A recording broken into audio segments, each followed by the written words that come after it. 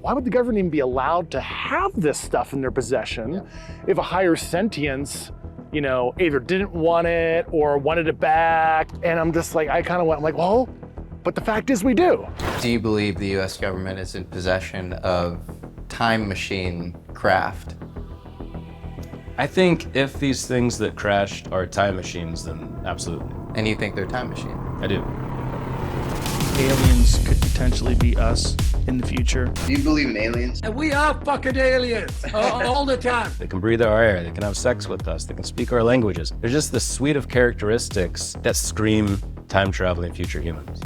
Dr. Michael P. Masters is a biological anthropologist and professor at Montana Tech University. He's written 3 books, Unidentified Flying Objects, The Extratempestrial Model, and recently, Revelation, The Future Human Past. In these works, he lays out a theoretical framework that he's been developing for his entire life, and one that, in my opinion, best explains the UFO phenomena. That aliens are humans from the future who figured out time travel and are coming back to visit us. If you think about how we're actually evolving as a species, their eyes are sort of slits. You're gonna, have more screen time going forward. Senses essential for hunter-gathering like smell and hearing matter less than ever.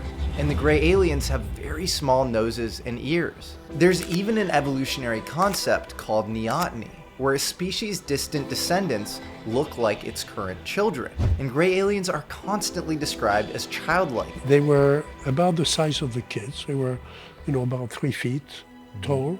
What's more, the list of credentialed UFO researchers that believe the time travel hypothesis is endless. Navy Commander George Hoover, who held the top secret clearance for most of his life, admitted that the beings in the Roswell crash were just time-traveling humans. And Hermann Oberth, the father of German rocketry and Wernher von Braun's mentor, said that UFOs likely don't traverse large distances in space, they jump from one time-space coordinate to another. Even Spielberg may have included a couple of time travel-related hints in Close Encounters of the Third Kind. Because at the end, you see the World War II pilots come out, they haven't aged at all. That's true. That's a subtle little, hey, these guys are time travelers. Einstein was right.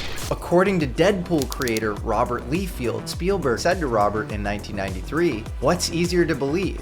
That we are being monitored by aliens from another world, or that we are monitoring ourselves and studying us from the future?" And in a recent Newsweek article, Blink-182 frontman and To the Stars Academy founder Tom DeLonge said, "These things aren't coming from other planets. These things might be coming through time."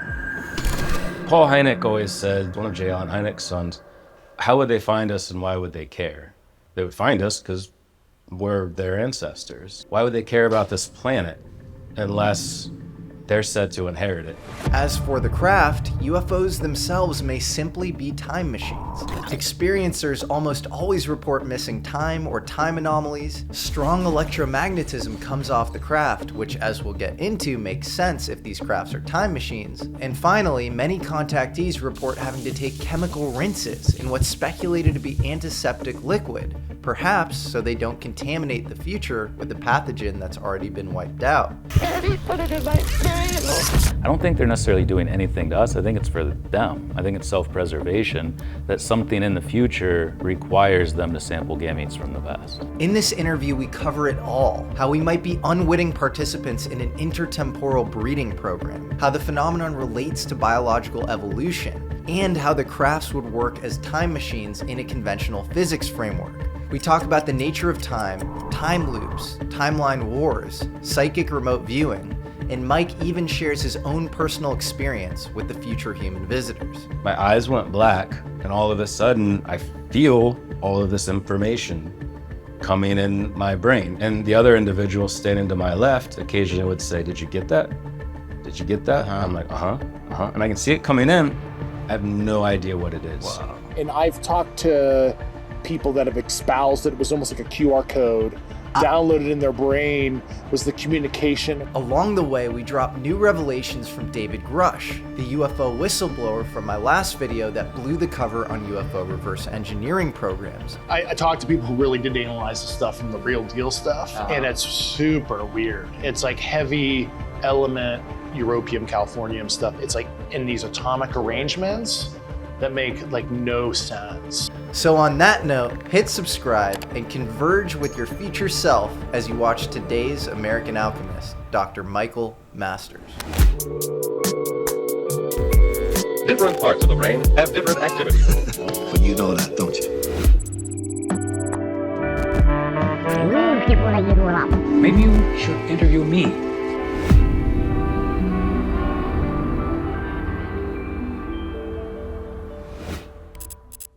This place is interesting.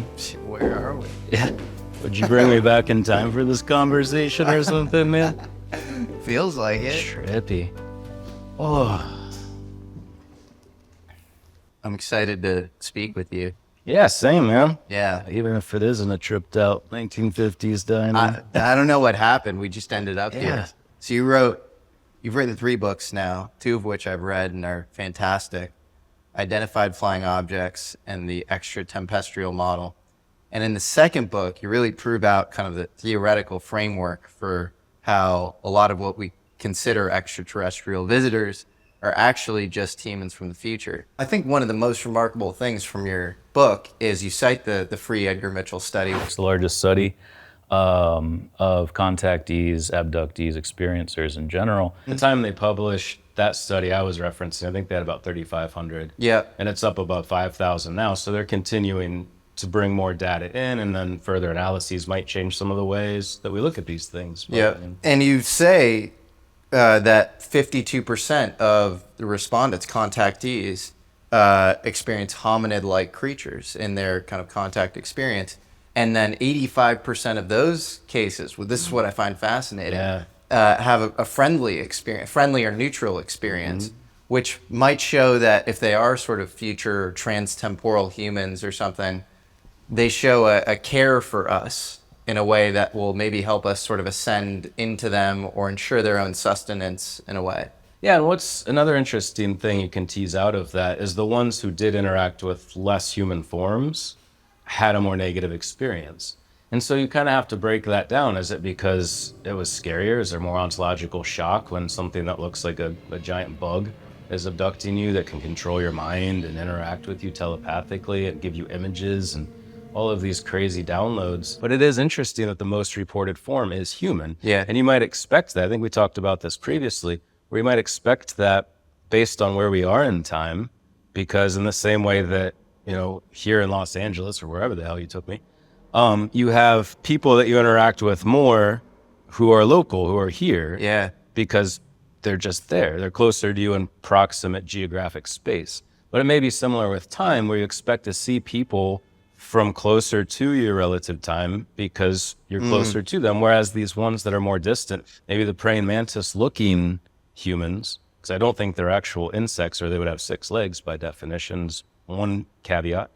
But we expect to see them less because we're one tiny blip on their radar. It's just, we're less likely to run into someone from Malaysia or South Africa and Oklahoma, but we see Oklahomans all the time because they're just there. Yeah. North Sentinel Island is a remote island off the coast of India, and its people have had minimal contact with the outside world, save for a few encounters with anthropologists and Christian missionaries. Fully clothed, pale-skinned, and speaking a foreign language, these people must seem like aliens from another planet to the North Sentinelese. And if you're the majority of North Sentinel natives who didn't interact with these visitors personally, you probably wouldn't believe the ones who did. Over time, these contact stories would get relegated to mythology and lore. We might be making the same wrong assumptions when it comes to UFOs and alien contact experiences. We have our own mythological contact stories that half the population believes while the other doesn't. And we assume these alien contact experiences are interactions with beings from another planet. But maybe our so-called alien visitors aren't from far away, they're from far ahead. Just probabilistically, the idea that life in a completely foreign, planet would evolutionarily converge to look exactly like us or very similar to us, speak our language in many cases, as you talk about a lot of these Breathe abduction our experiences. air, Breathe have our sex air, with us. all of that. Yeah. It just feels super unlikely. And maybe the one argument to that is that, Dave Grusch talked about this, they could somehow, they're so advanced that they could program something like us? It's either extraterrestrial and we're seeing bioengineered beings that look similar to us for ease of communication and acceptance, maybe. And that is like almost like an avatar for the intelligence behind, the ghost behind the machine or whatever.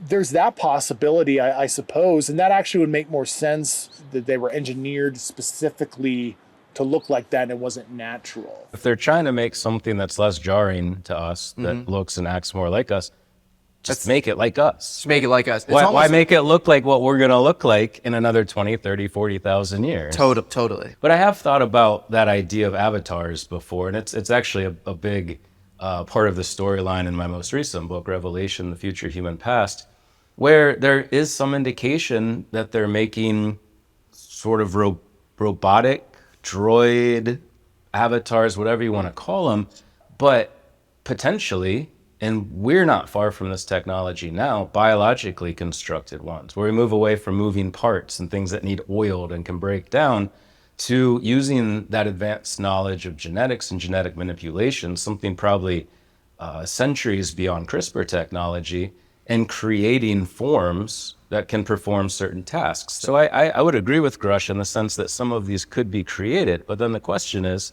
who's creating them? A quick word from our amazing sponsor for today's episode. If you've seen our episode, Are Mushrooms Aliens?, you'll remember the Finnish mushroom master, the guest of that episode, Tero Isakopoulos. He's always been a big supporter of the show, and he's one of my best friends, and he's been nice enough to sponsor this episode. His company, Four Sigmatic, has an amazing new Think Starter. It's coffee, coconut creamer, and mushroom blend. The coffee contains my two personal favorite mushrooms, chaga and lion's mane, which are incredibly good for immunity and brain function. People often ask me, Jesse, how are you so cool and calm and smart? I'm just kidding, no one asks me that. But if they did, I would give a lot of credit to Tero and his adaptogenic mushrooms. They cleanse your gut, help you think clear, relax, and perform at your highest level. Seriously, they've helped me level up and change the lives of many of my friends. Please click the link in the description and insert discount code ALIEN for 20% off. It'd be a big support to the show if you did that. Now back to the show. As a species, we are becoming domesticated. The average male sperm count is just 59% of what it was in 1973. And testosterone has been dropping 1% year over year since the 80s. So I picked 4 cities in the United States that had different environments, and we showed that pesticide was significantly related to the men's sperm count. A wolf is to a dog what a 19th century human will probably be to a 22nd century human. So infertility may become a concern in the future. And consistently, these aliens seem very interested in extracting human gametes. You have Antonio Villas-Boas, which you write about in 57, describing kind of mating with the future human or extraterrestrial being fully doing it. Yeah. Getting busy. Getting busy. And you talk about Barney Hill reluctantly saying that semen samples were taken from him. Jim Penniston, Rendlesham Forest incident in 1980. He recalls a contact experience with extraterrestrials or future humans that say they want to maintain genetic diversity and not get wiped off the planet. And so they specifically need, genetic samples from current humans. So what's going on? Are we in some sort of bizarre intertemporal breeding program or something?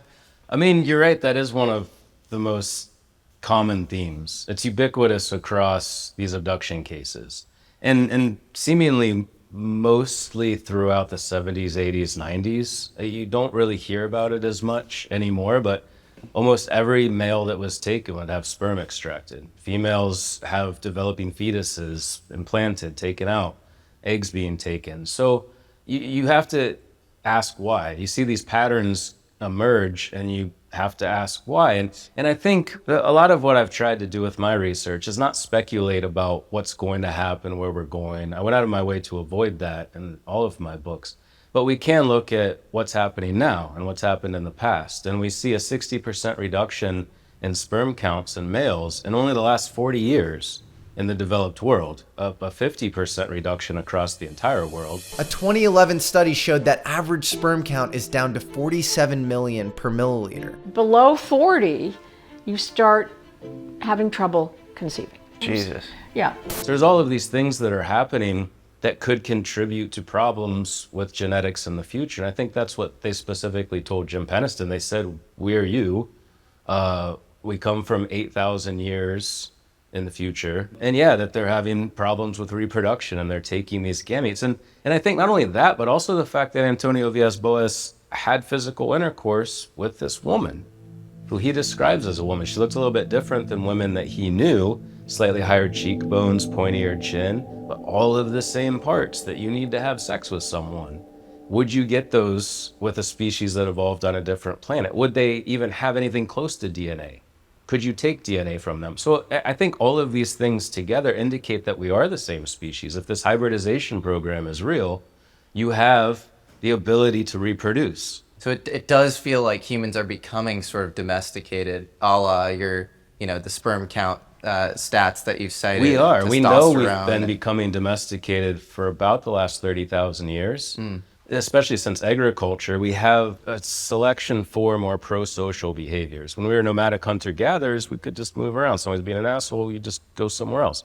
But once we started to settle down in cities, there was obviously a lot of conflict. We can see that in the archaeological record. It's an aspect of biological anthropology called bioarchaeology.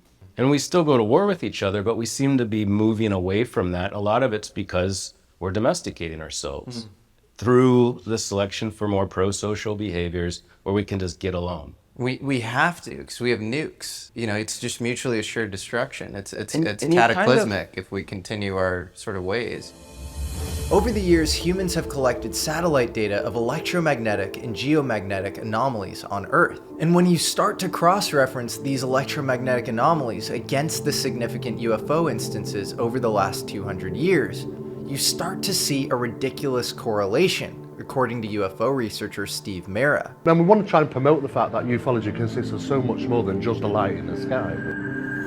Not to mention, if you could create a traversable wormhole that allowed for time travel, you'd see a ton of electromagnetic fallout around it. As future American Alchemy guest Eric Wargo writes, a portal or UFO itself, as shown by the intergalactic wormhole in Interstellar, would appear visually as a convex three-dimensional object having volume, not as a hole or doorway. And I remember being at Skinwalker Ranch, which is this famous kind of paranormal hotspot in the Uinta, basin in Utah, and a tri-field meter going off.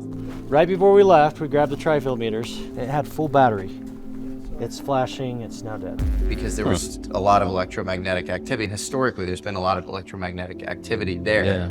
And so, are we just witnessing wormholes, or? I kind of get the sense that many of these craft are time machines themselves. A lot of the saucer-shaped, disc-shaped craft have a form consistent with the function of manipulating space-time. So maybe it helps in moving through space-time in some way if they are in fact our time-traveling descendants. But there might be more going on. It could have something to do with energy sources or drawing energy from the environment that helps power the craft. So maybe portals like Skinwalker Ranch and others with high electromagnetic and nuclear activity are the launch and landing pads for UFOs, not the White House lawn, Vandenberg, or the tarmac at LAX. If UFOs were simply entering our atmosphere from space, you'd probably expect some sort of electromagnetic superhighway coming to and from Earth. But if you talk to any SETI scientist trying to pick up communication signals from space, they'll say the same thing, that space itself is remarkably quiet.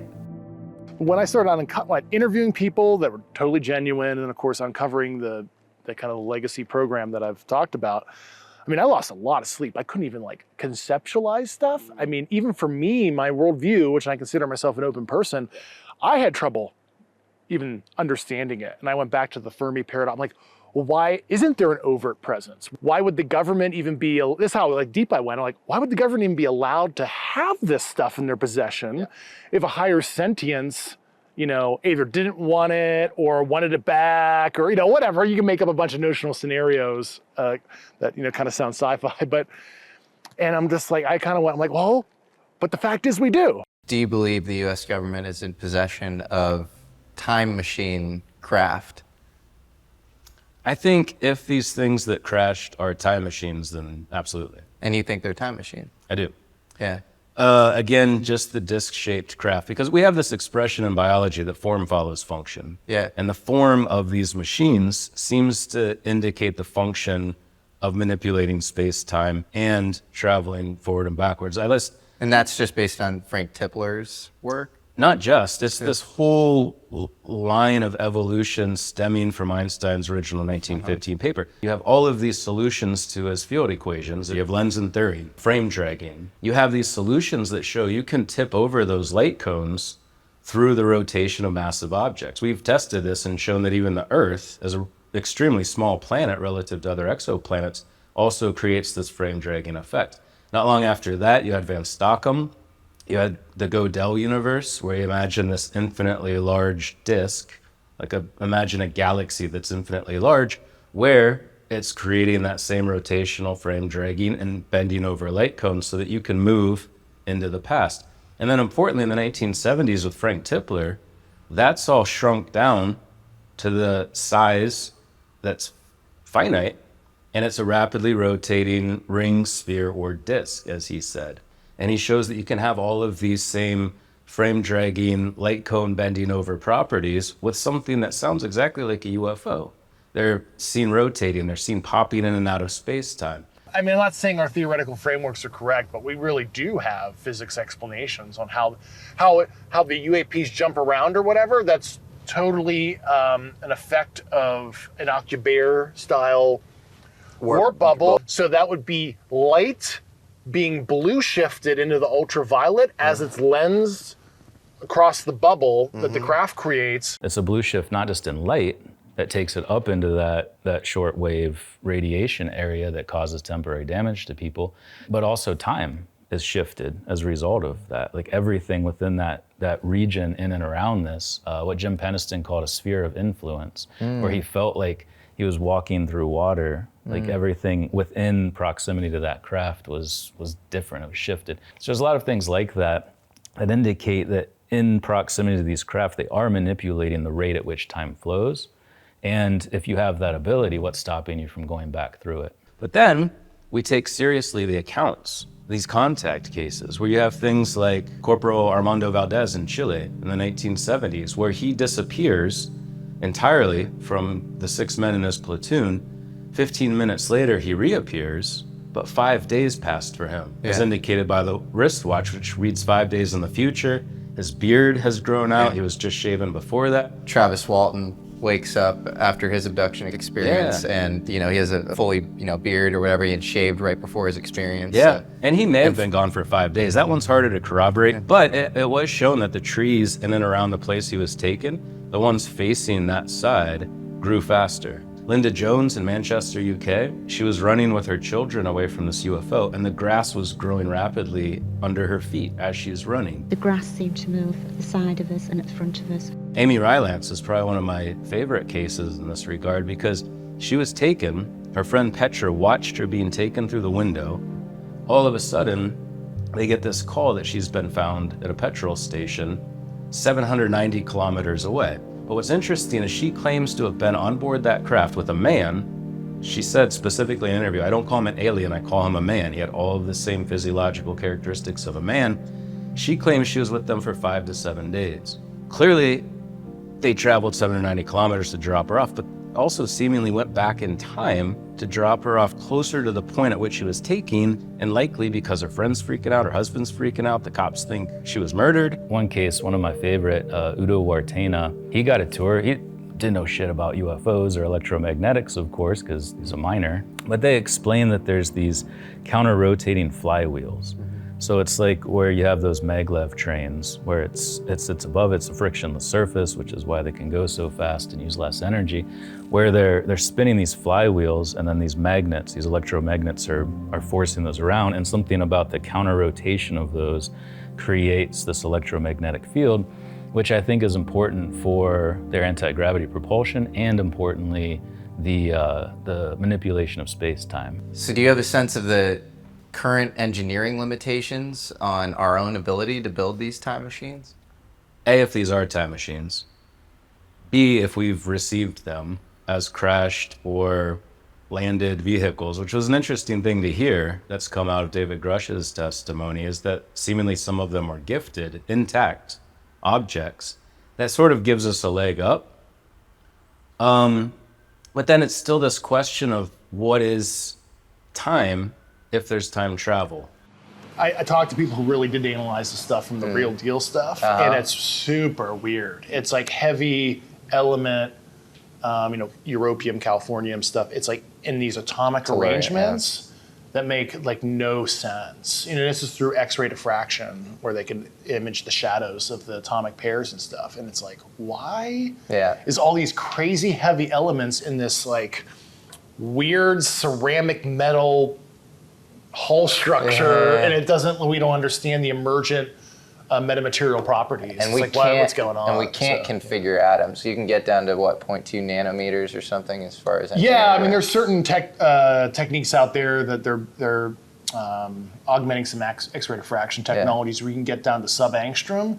But most techniques are like 2 to 5 angstrom, which you can't directly image the atoms, but you can see the shadows and some of the configurations. But we're getting to where we can actually image the atoms. It's interesting. What comes to mind when you say the UFOs themselves are a time machine, I've been kind of really researching this mid-century inventor named Townsend Brown. And he was super into anti-gravity. It was kind of the nominal story of, he'd create these like super high electrical charges over short distances. He was funded by a guy named Agnew Bainson. And Bainson is quoted as saying very weird effects occur with high electricity over short distances.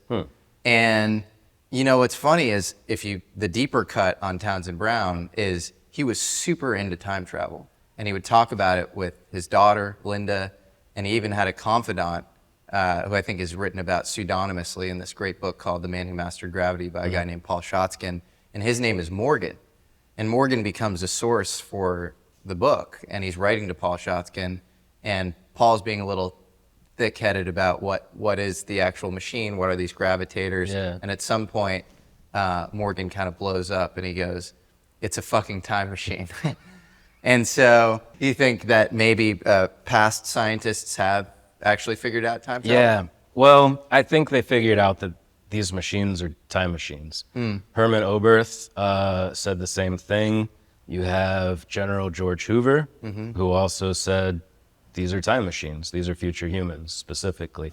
In the 1940s, we didn't have the technology, we didn't have the comprehension of material sciences and the physics in order to do this. But what I feel is happening is that the visitors themselves are pushing us in this direction, or rather pulling maybe is a better word for it. Well, you have all of these Congress people who really weren't paying attention to much of this. And I think it's going to be disclosure from the ones that have been hiding from us this whole time. Yeah. I was on the phone yesterday with Robert Hastings, who wrote UFOs and Nukes, and he's telling me that he feels like he's being subliminally guided towards disclosing and doing his work. And I'd be lying if I were to say I didn't have sort of similar experiences personally. Have you had any experiences like that? I don't think many people are deep into this unless it stems from something. Whether that be a light in the sky they can't explain, or some obscure memories from childhood of a craft outside their window or a shadowy figure at their bed.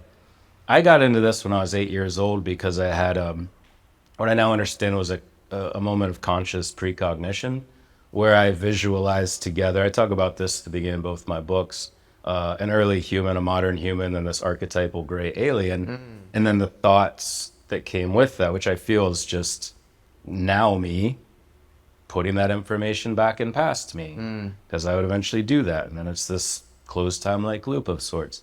So that was kind of my motivation. And I've been driven to study physics and astronomy and then change my major to biological anthropology to study the humanoid form associated with them, because I was led to do that. I remember the exact moment standing behind Morton Hall at Ohio University.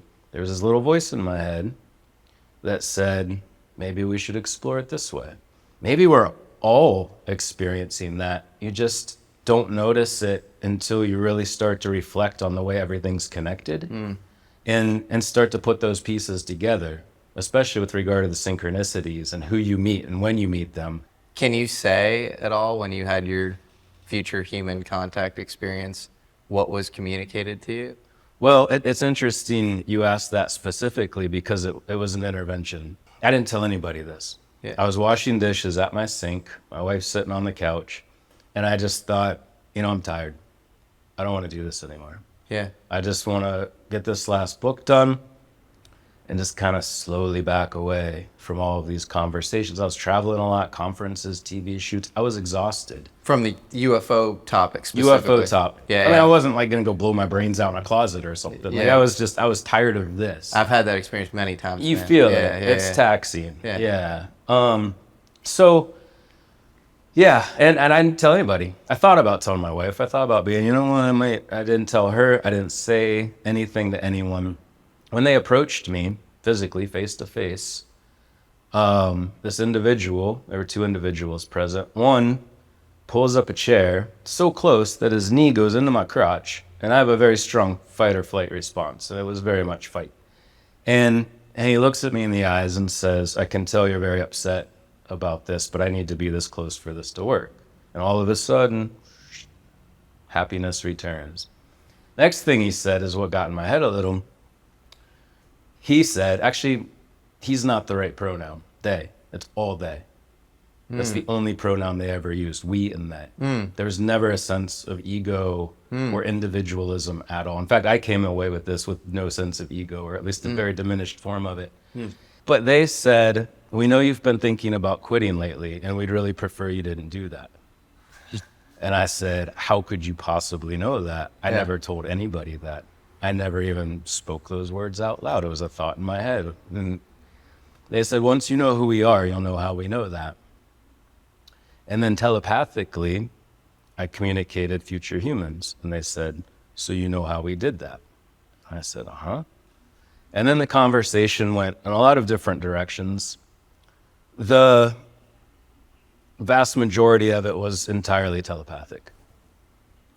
At some point, we just stopped using vocalized speech.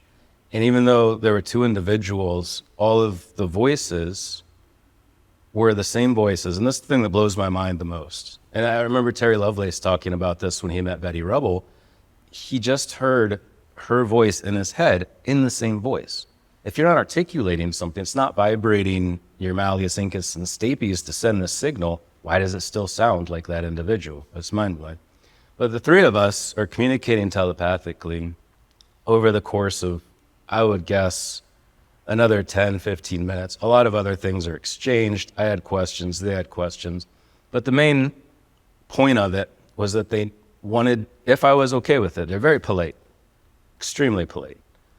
If I was okay with it, they said, we'll black your eyes out and give you 3 things that will be important at a future time. What were they? I don't have access to it. They told me I wouldn't have access to it. They said, we need to put this information in your brain if you're okay with it. And by this point, it was very clear who they were, their abilities, hive mind consciousness, interacting in this way. I trust them and also realized that in various ways I had been interacting with them the whole time. That little voice in my head when I changed majors, a conversation they referenced right before I went to a conference at Rice University, where I thought it was just all in my mind. They referenced that conversation that we had just prior to me going to this conference. So I agreed, and that's exactly what happened. My eyes went black. I'm still staring at the same individual. In fact, by this point, it got very difficult to turn my head. I was kind of just mesmerized. I think that's the word some use. My eyes went black, and all of a sudden, I feel all of this information coming in my brain. And the other individual standing to my left occasionally would say, did you get that? Did you get that? I'm like, and I can see it coming in. I have no idea what it is. Wow. It's in there. Yeah. I can't access it. I agreed to have it put there. It's like you were partitioned or something. Yeah, maybe. But what's crazy is the reaction. This was at the beginning of a conference. There's a lot going on. There's a party, Halloween party. Some of my best friends from the UFO community are there. We're gonna jam tunes, play music. Yeah. Been wanting to play Travis Walton's guitar with Micah Hanks for all this time. And I stood up once they released me from this. Slowly I could see this individual again, or them, in this manifested form. I turn, I get up, I walk through what's now a very crowded room of people from this balcony. A woman puts her hand on my arm and says, "Are you okay?" And I was going, like I couldn't lift my head. It felt like it was a 50-pound weight tied to my forehead. I walk out of the VIP room where this had happened on the balcony, down to my room, which is about 5 doors away. Where is all of this? At a conference hotel in Phoenix. Phoenix. Almost exactly 1 year ago. Yeah. Lay down on the bed, lay down backwards, feet still on the ground, and slept for 13 hours straight. Wow. Wake up, still with my feet on the ground, still with all my clothes on, and just started crying uncontrollably. Wow. Not because I was happy, sad, confused, nothing. Like whatever happened. Did it feel cathartic? Did you feel like you were letting out pain or anything? It was No, just, I just crying. couldn't control it. Interesting. I cried for hours. I had to be on a panel the next day with a bunch of people. How was that? Fine, because I controlled the crying. I went and got breakfast. Unfortunately, was sat right by the cash register where all of these people gather for their Sunday brunch. And I'm just losing my goddamn mind at this point. And there's all these people coming, walking right. I was hoping to be like back in a corner or something. Didn't get that. Come back to my room, still crying. Go down to give a book to an individual who was working at the registration table. And all of a sudden, the same individual kind of materializes in this empty hallway, walks past me, put his hand on my shoulder and says, "Are you okay?" I go, "Uh-huh." That's all I could say, "Uh-huh." And all of the time this is happening is, "Uh-huh." Like I'm processing, I'm doing what I'm supposed to, I'm getting the information. The individual's name or?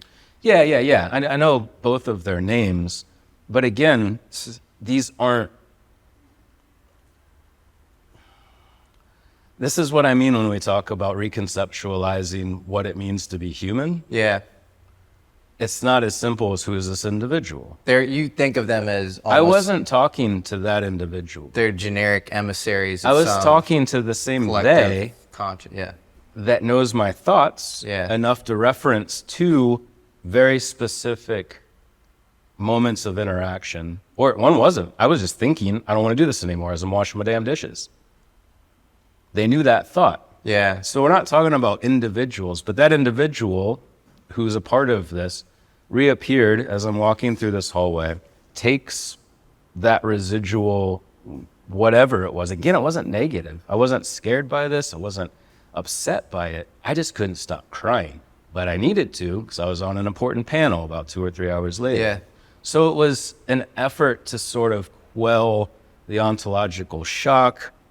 If there was a part of that, it's hard to say there wasn't, but also just whatever was happening, whatever reaction my brain had to being force-fed information in this way in a very short period of time in a little primitive monkey brain that couldn't handle it. So then you think they're walking among us? They absolutely are, yeah. Wow. That's pretty wild. Yeah, it is. That one gets a little deep with people. Yeah. I think there'll be a guttural response to everything I just said. Yeah. The walking among us thing, I think, is a trigger point for a lot of people. Yeah. Maybe that happens at a later time. Yeah. Sure. But I think it's an obvious realization. I don't think we even need to say it. Yeah. Here's where things get really trippy. Everyone always asks, what's the connection between UFOs and psychic remote viewing? Now I know what you're thinking. A lot of the same people that are into one crazy thing, psychic research, are going to be into another, aliens. But hear me out. There was actually a CIA psychic spy program to find Russian nuclear bases and American hostages that ran from 1972 to 1995. It was called Stargate. How do you think you developed your skills for, because you really seem to be the best remote viewer, maybe ever. Psychic functioning itself is a survival mechanism. In the beginning, the people who kept small tribes of humans alive were shaman. Certainly, remote viewing is a thing. I mean, you saw the government from the 70s to at least the 90s when it was declassified, Stargate. Yep. Russell Targ and, Hal Puthoff. And so the psychic spying thing was a thing, and they had And I've talked to the, Hal and those guys, and they seem to have, many cases of their intel basically being confirmed by traditional intel methodologies and modalities. A lot of these psychic spies started to pick up imagery and communications from what they considered alien beings. But there's actually a decent theoretical framework that connects remote viewing to Mike Masters' future human hypothesis. What's going on in our heads is not an algorithm.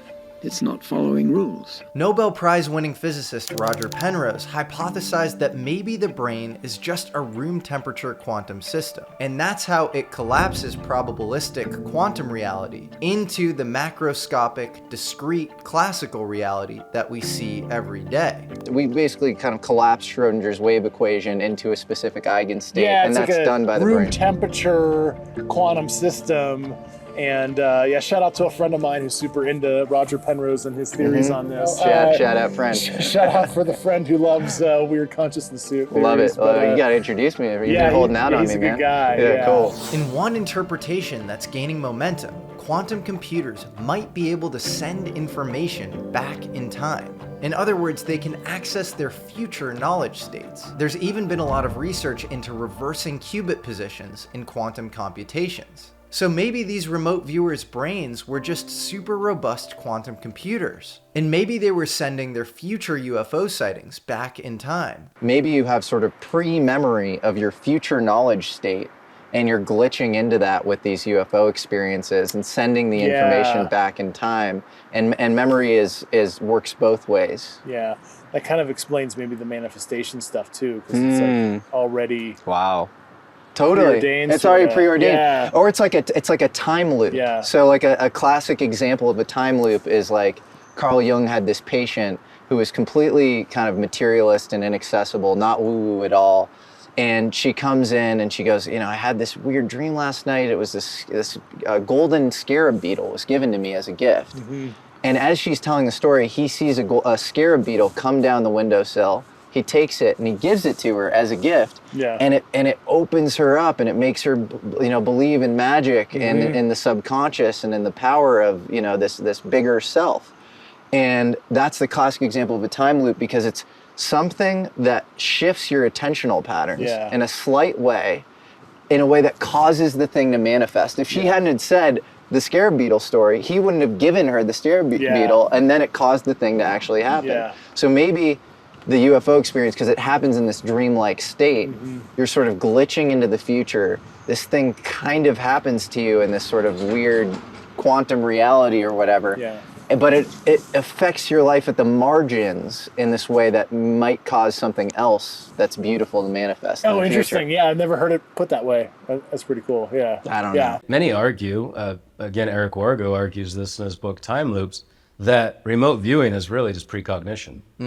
That they always want that deliverable, that end thing. They always need to see that.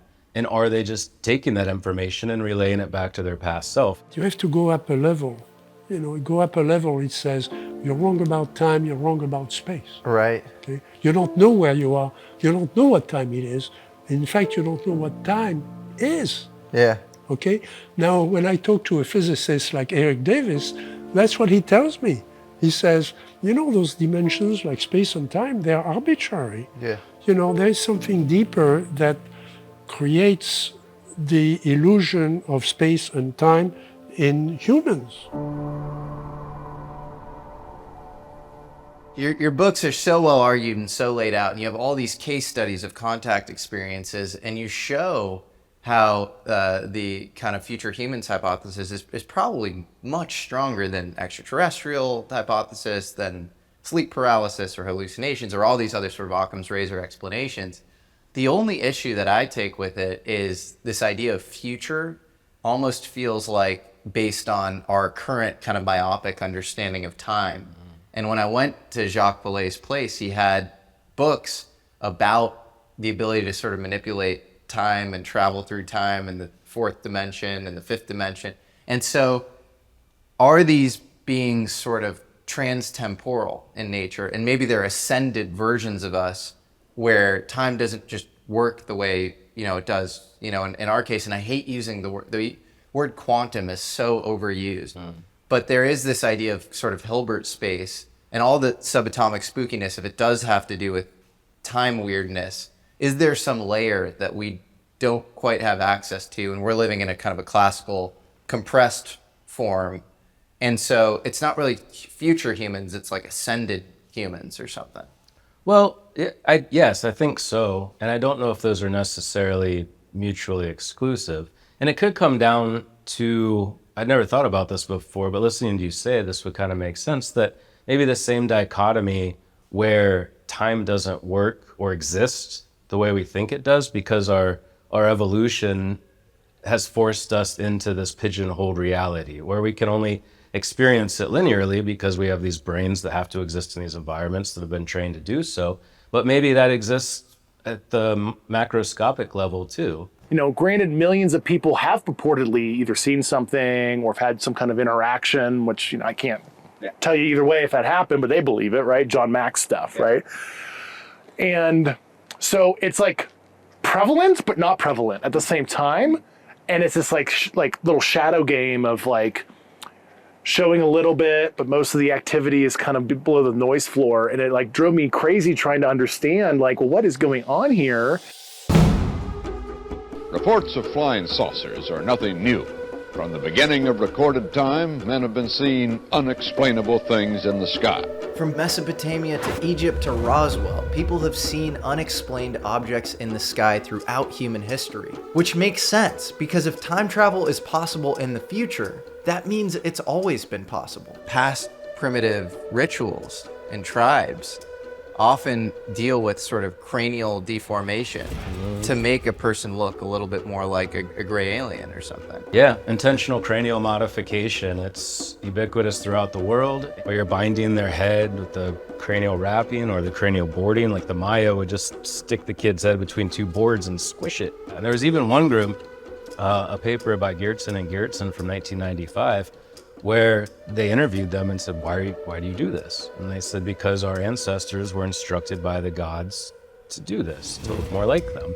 So yeah, you have to wonder, is there a connection? Because the craniofacial form that you get from this is very reminiscent of what we understand as part of our cultural knowledge now as being a part of this gray alien physiology.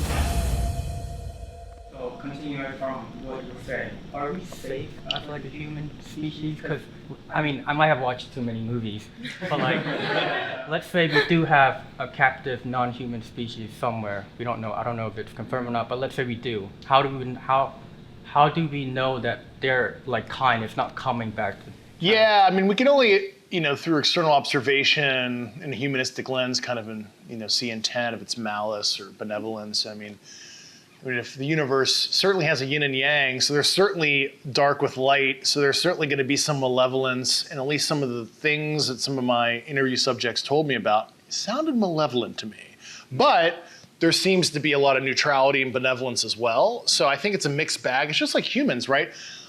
Humans are generally kind, but we also kill animals for food, and like if you were a cow, you'd be like, these evil humans are going to chop me up and like, eat me. So but we're not actually malevolent as a whole, but some lower sentient species would see us as malevolent. Intent is really difficult to pin down, especially because, as we were talking about earlier, you're talking about intent with a lot of different groups.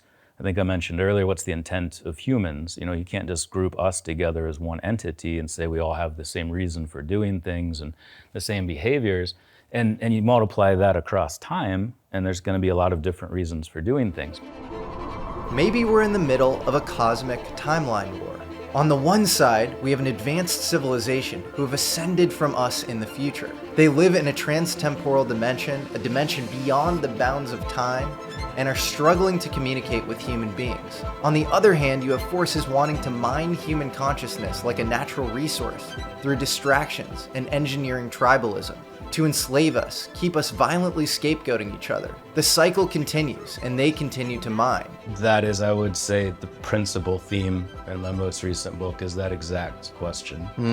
The different timelines, the intent, who's benefiting from that timeline over another one. There's a lot of really interesting questions that stem from that. And then you have You know, for the last couple of years, you had Ross Coulthart and Frank Milburn talking about this cataclysm thing. And you've got the continuing nut job in North Korea, where he's trying to demonstrate a capacity to launch ICBMs at the continental United States. And then you've got China. You've got the ever-present risk of China. Also, UFOs showing up more around the creation of our nuclear programs and attempting to monitor, shut down, or in certain cases activate nuclear facilities would make complete sense in the context of future humans trying to maintain their ideal timeline and maybe even ensure their own existence. Every generation thought it was the last. It always thought that the end times are coming, the end is nigh. It's sort of this epic cliche throughout human history. But there does seem to be almost a need for it. And I can't help but wonder if we're on the precipice of a massive revolution in human consciousness, where we either evolve there together or we bifurcate and still evolve there, but in a very different way. The sacred knowledge has never been lost, only been covered with myriads of confusion and complicated whatever is going on, but it is still here. Humans tend to report seeing UFOs when they're in certain heightened states of consciousness. Maybe that's when they're closest to their future selves. It's like Michelangelo's Sistine Chapel. God's finger is extended to its maximum, but Adam's finger is slightly contracted. The point is that God is always there, but the decision is left to man to reach out. Maybe we have the same relationship with our future selves, and it's on us to reach out. The fact that it recorded static isn't what interests me.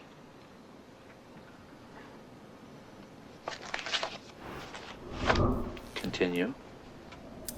What interests me is that it recorded approximately 18 hours of it.